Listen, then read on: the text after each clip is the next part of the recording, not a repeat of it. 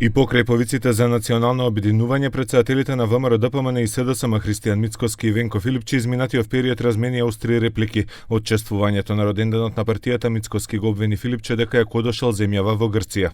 Не можеме да дозволиме да не кодошат во странство оние кои треба да бидат чувари на националните интереси.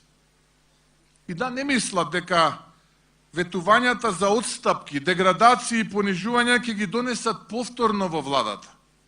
Народот е свесен и нема да дозволи повторно да биде измамен. Она што Венко Филипче го направи во Атина, само не потсети дека кодошењето на сопствената земја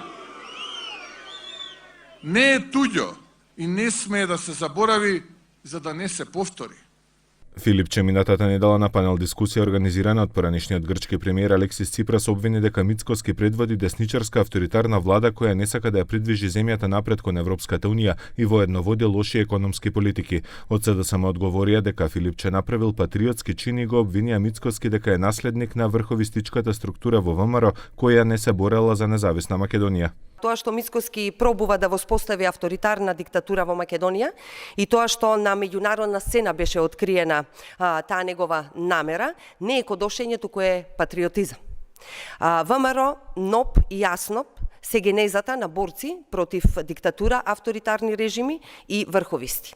Да се биде авторитарен, значи да се биде врховист, а никако патриот.